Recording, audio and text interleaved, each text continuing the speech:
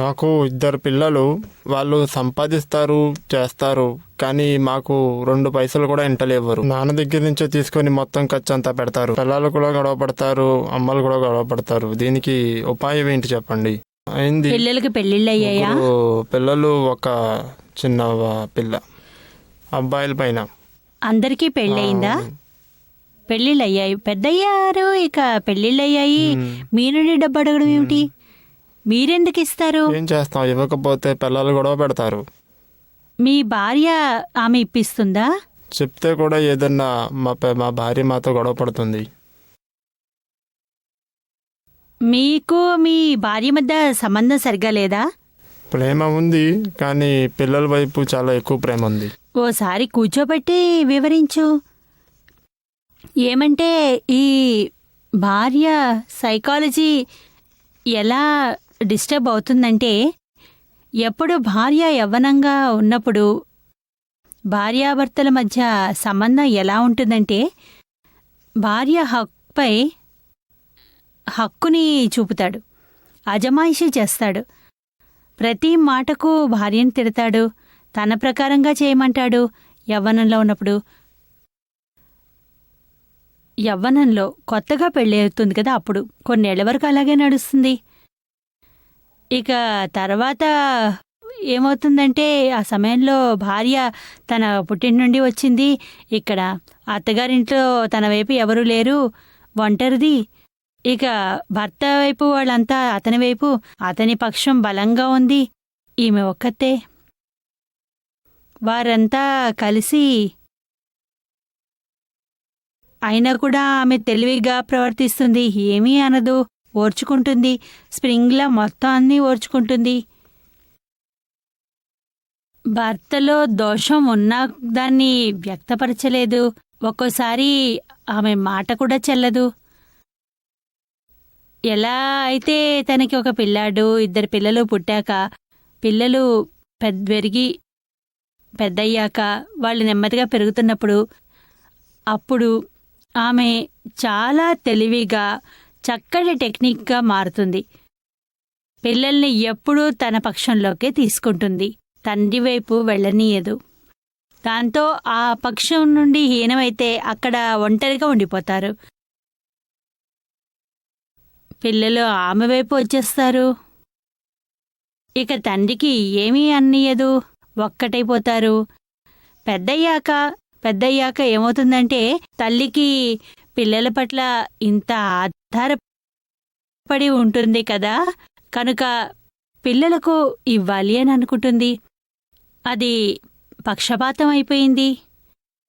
ఇంట్లో రాజకీయాలు ఏర్పడ్డాయి. ఇదే మాట జరిగింది. మరి ఇదే అయింది కదా. మరి ప్రతిక్రమణ చెయ్యి. తెలిసిందా? భార్యకి ఎక్కువ చెయ్యి. ఎక్కడెక్కడ మనసు బాధపడిందో అది ఆమెది. పెళ్ళైన రోజు నుండి ఈ రోజు వరకు ఆమెకి ఎక్కడెక్కడ మనసు బాధపడిందో. మునుపు నా హృదయం ఎప్పుడు దుఃఖించలేదు, కానీ ఏంటంటే పిల్లలకు ఎక్కువ ప్రేమగా ఉంటుంది. మునుపు చేసి ఉంటావు కదా. ముందెప్పుడు అలా చేయలేదు తను. పిల్లలకేం చేశావు?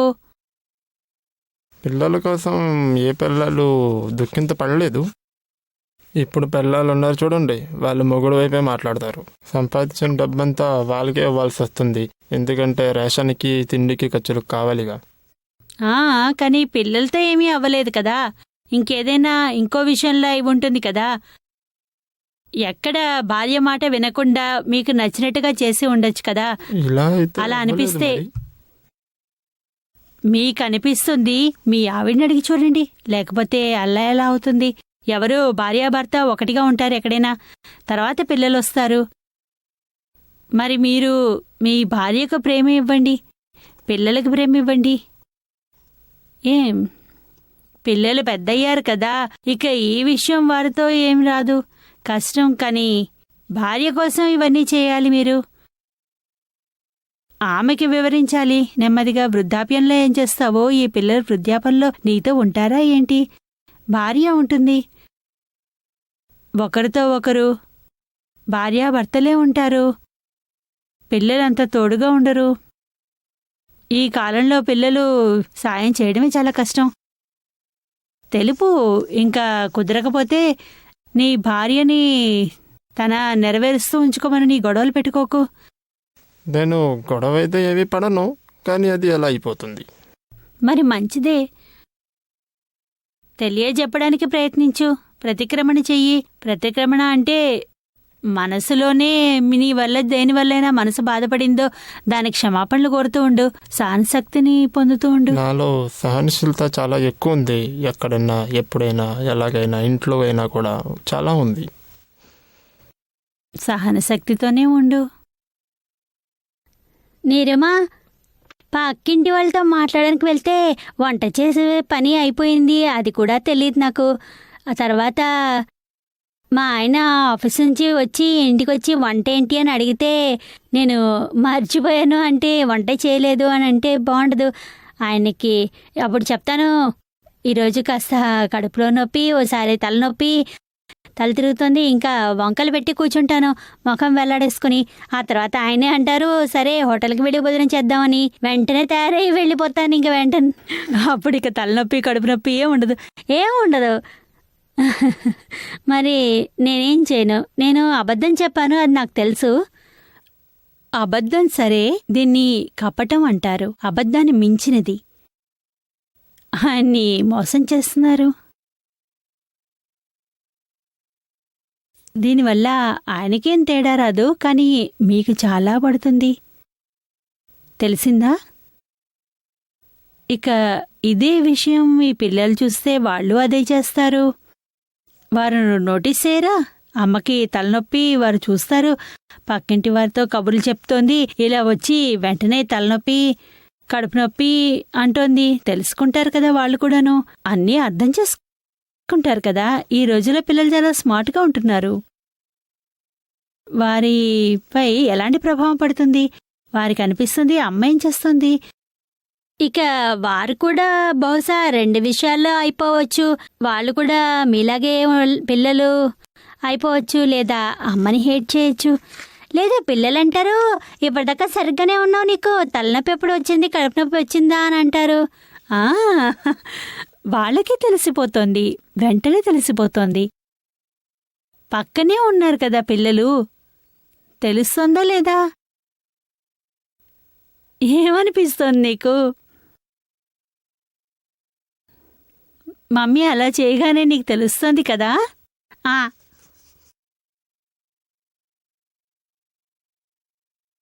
ఏమనిపిస్తోంది?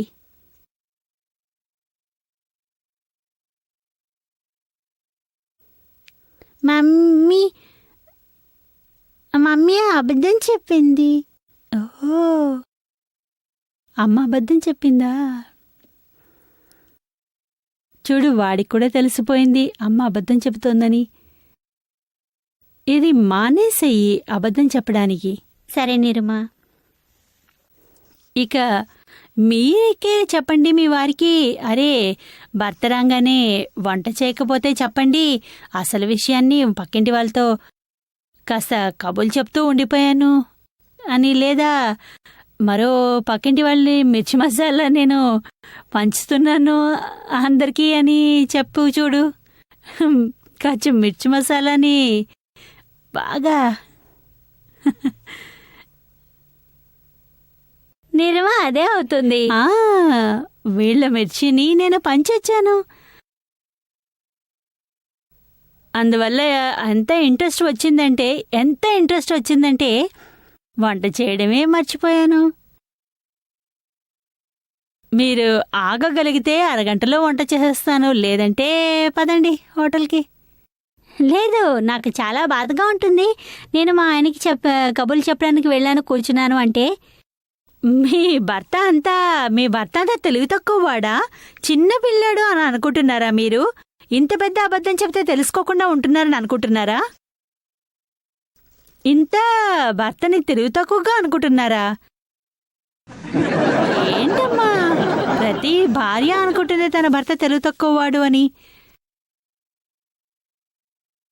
నేనే తెలివైన దాన్ని అని. అతన్ని ఎలా చేస్తున్నాను, చేస్తుంది కూడా. ఏం చేస్తాడు పాపం, అతనికి తెలిసి కూడా అతను మూర్ఖుడు అనుకోతున్నాడు. ఏం చేయాలి, ఈ మూర్ఖత్వంతోనే అనుకుంటాడు.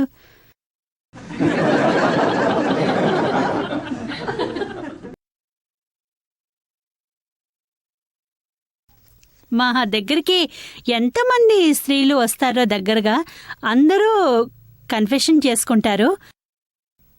మనంతా స్త్రీలందరూ అడుగుతారు, నీకేమనిపిస్తోంది అని, నువ్వు తెలివైనదనవా నీ భర్త తెలివైనవాడా అని. ఇద్దరిలో ఎవరు తెలివైనవారు అని అడిగితే, ఇప్పుడు వద్దులే ఈ నిరుమా, ఏం చెప్పమంటారు, ఆయనకసలు ఏమీ తెలీదు, ఆయనకసలు ఏమీ రాదు, డబ్బు తీసుకుని వస్తాడు అంతే, సంపాదిస్తాడు అంతే, మిగతాదంతా అతనికి ఏమీ తెలీదు.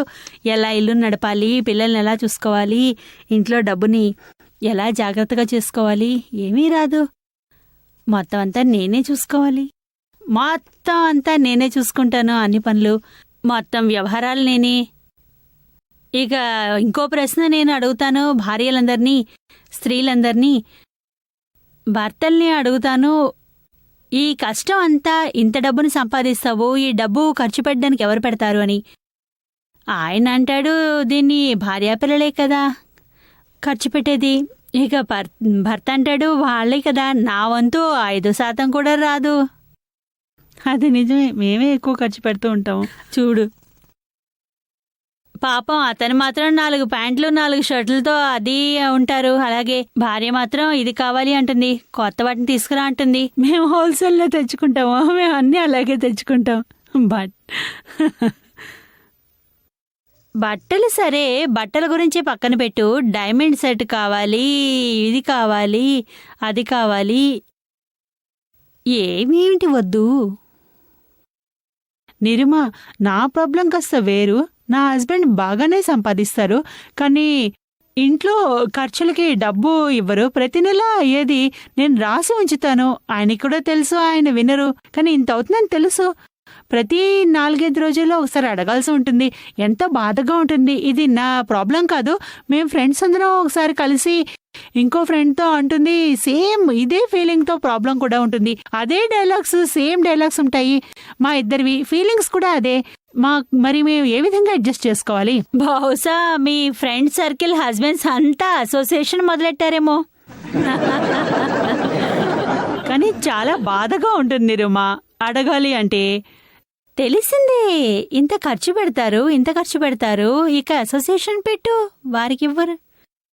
ఇస్తారు.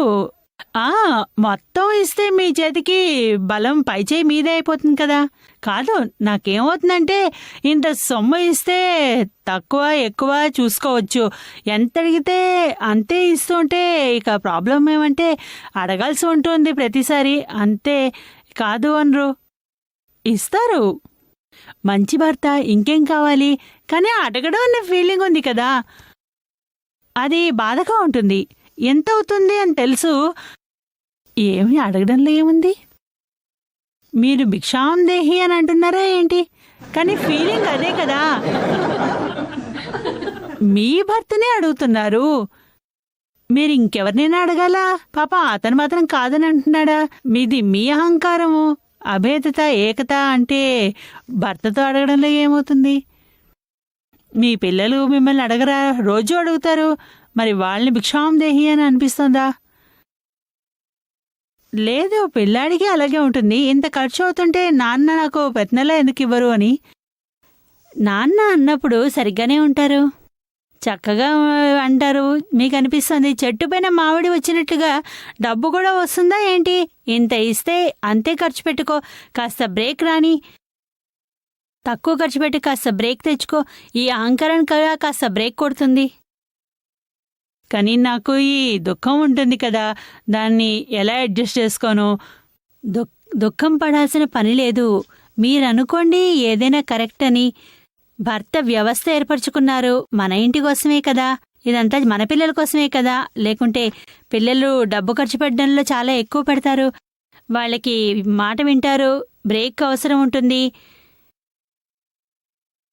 మీ భర్త తెలివిగానే ప్రవర్తిస్తున్నారు. లేకుంటే మీరు మీకంటే ఎక్కువగా పిల్లలు పాడైపోతారు. వారికి అదుపు ఉండదు డబ్బు విషయంలో. ఆయన కాస్త అదుపు చేస్తున్నారు, మంచిదే. తాతగారు అనేవారు, కాస్త ఇంటికి పెద్ద ఉంటారు కదా, సంపాదించే వ్యక్తి కొంత అబ్స్ట్రక్షన్ ఉంచుకోవడం డబ్బు విషయంలో ఖర్చులకి. రోజు కూరలు కొనేప్పుడు డబ్బు అడిగితే ఓ రోజు అనండి ఈరోజు డబ్బు లేదు, ఇంకేదైనా పప్పు వండేసే పర్వాలేదు కూర లేకపోతే, ఇలా అనడం వల్ల లేదు అనిపిస్తుంది, అంత డబ్బు లేదు మన అనుకున్నంత అని తెలుస్తుంది. అరే మీ అబ్బాయి పెద్దవాడేమో కానీ మా దగ్గరికి ఒకరు వస్తారు అమెరికా నుండి, డాక్టర్, చాలా మిలియనీర్. వారికి 4 ఏళ్ల పిల్లాడున్నాడు. ఓసారి చాలా బొమ్మలు కావాలని వాళ్ళ అమ్మ నన్ను అడిగాడు. వాడికి రోజుకో కొత్త బొమ్మ కావాలి. వాళ్ళమ్మ ఓసారి ఇన్ని బొమ్మలున్నాయి ఇంకెన్ని కావాలి అని అంది. నీకు తెలీదు ఎంత ఖరీదైన బొమ్మలో నువ్వు అడుగుతున్నవి అని. మొత్తం గది నిండి ఉంది నీకు, ఈరోజు ఇంకా బొమ్మలున్నాయి, నువ్వు అడుగుతున్నావు చాలా పెద్దదది, అది ఖరీదైంది, అంత తెచ్చుకోవాల్సిన అవసరం లేదు, ఏది ఉందో దాంతో ఆడుకో. దానికి వాళ్ళ అమ్మకి చెప్పాడు, mom my dad is having lots of money. ఆమె ఆశ్చర్యపోయింది. ఇంత 4 ఏళ్ల పిల్లాడు మా నాన్న దగ్గర చాలా డబ్బుందని అంటున్నాడు, మరి పెద్దయ్యాక ఏం చేస్తాడు? పాడైపోతాడు. ఈరోజు బొమ్మలకి ఖర్చు పెడుతున్నాడు, రేపెద్దయ్యాక ఏం చేస్తాడో?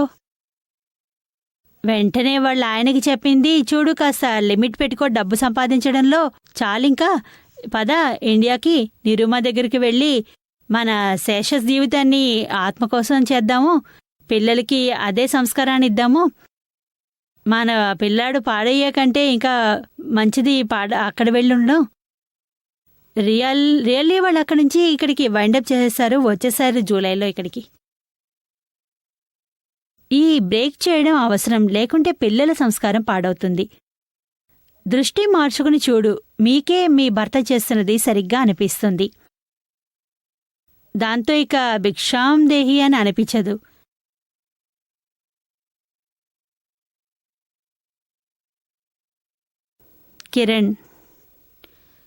కిరణ్ అంటోంది, నేనెప్పుడూ నాకు నచ్చిందే చేస్తాను, ఇక చేయిస్తాను కూడా.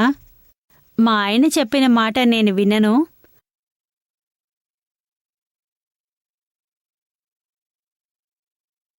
ఇది స్త్రీల బలహీనత, తనకి వచ్చింది. చేయడం అనేది మీకు కావాల్సిందే చేయాలనుకోవడము. ఇక స్వయంగా చేస్తారు, ఇతరుల చేత కూడా చేయిస్తూనే ఉంటారు. దీన్ని స్వజన్ అని అంటారు. ఇదొక పెద్ద రోగం. ఆధ్యాత్మంలో స్వజన చేయరాదు, ఇక ప్రపంచంలో కూడా చాలా చెడు చేస్తుంది. ప్రతిసారి మీకు నచ్చిందే, మీకు తోచిందే ప్రతి ఒక్కరూ చేస్తారా? ఇక ఓసారి చేయకపోతే మీకెంత బాధగా ఉంటుంది, ఎంత దుఃఖం వస్తుంది, తట్టుకోలేరు, చాలా అవుతుంది. ఇక ఇంట్లో కూడా పెద్ద తుఫాను వస్తుంది మీకు నచ్చింది కాకపోతే. దానికి అర్థమేమిటి? ఇక మీలో సాత్వికత ఎంత ఉంది? మీకు నచ్చింది చేస్తున్నట్లుగా ఒప్పుకుంటున్నారు, కానీ మీ చేతిలో కంట్రోల్ ఎంత ఉంది? స్వయంగా మీపై మీకు ఎంత కంట్రోల్ చేసుకోగలుగుతున్నారు? మీ మనసుకు నచ్చినట్టుగా ఇంకెంత చేస్తారు? ఎవరూ చేయలేరు కూడా. ప్రతి ఒక్కరూ తమ తమ తెలివి కర్మ ప్రకారంగా నడుచుకుంటారు. నేను నా ప్రకారంగా నడిపిస్తున్నా, ఎలా కుదురుతుంది? నాకే అలాగో అనిపిస్తుంది. ఇది పెద్ద భ్రాంతి. ఇందులో నుండి ఎలా బయటపడాలి? నేను సత్యం, నిజంగానే మీరు సత్యంగా ఉంటే ప్రతి ఒక్కరూ మీ కాలు పట్టుకునేవారు, సాష్టాంగ ప్రమాణాలు చేసేవారు. ఇలా భర్త కూడా చేయరు, చేస్తాను. ఇదేమి సత్యమో? ఇది విలువే సత్యం కదా. నమ్మకమే నేను సత్యం అనడం.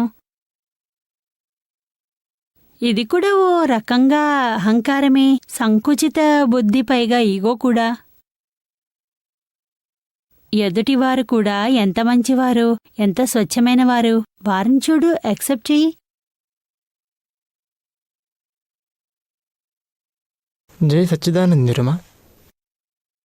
సృష్టిలో ఎప్పుడైతే కపట్ ఇంకా మానం ఘాటని వస్తుంది, ఇంకా కనపడి కూడా అహంకారం దాన్ని యాక్సెప్ట్ చేయదు. ఈ సూక్ష్మం ఏదైతే ఉందో దీంట్లో కపటి ఏదైతే అయిందో ఇంకా అది యాక్చువల్గా అవ్వలేదు. ఈ అహంకారం మధ్యన వస్తేను ఎలా దాన్ని మనం తప్పించాలి? ముందు అహంకారాన్ని తొలగించాలి మధ్యలో నుండి. అహంకారం చెప్పేదాన్ని వినడం మానేయాలి. లేకుంటే ఈ అహంకారం మిమ్మల్ని ముందుకు సాగనీయదు, మీ ప్రగతిని ఆపేస్తుంది. తెలిసిందా? ఎప్పుడెప్పుడు కనపడినా కూడా ప్రతిక్రమణ దాన్ని ఒప్పుకోదు. అది మన ప్రాక్టీస్లో రాదు కూడా. ఎప్పుడు గుర్తొచ్చినా చెయ్యి, కానీ వదలొద్దు. అందులో నుండి బయటపడ్డానికి ఒక్కటే మార్గం, ప్రతిక్రమణ. తెలిసిందా? అవునండి. ఇక దీనికోసం మీరు చూడండి, కపటం అనేది మనకి స్వయంగా కనిపించదు, కానీ మీకు కనిపిస్తోంది అంటే చాలా మంచి విషయం. మధ్యలో అహంకారం వస్తుంది, అది పాడు చేస్తోంది. దాన్ని కనిపించిన తర్వాత ఇంక అహంకారం వినడం మానేయండి. ఇక కనిపించని కపటంలో నుండి బయటపడు. కపటంలో నుండి బయట ఎలా పడగలవు? దేనికోసం కపటం చేస్తున్నావో, దాస్తున్నావో, అబద్ధం చెబుతున్నావో అదే కపటం, దానికి ఆపోజిట్గా చెయ్యి. ఓపెన్గా ఉండు. అప్పుడు పోతుంది, ఇంకా లేకుంటే పోదు. తెలిసిందా?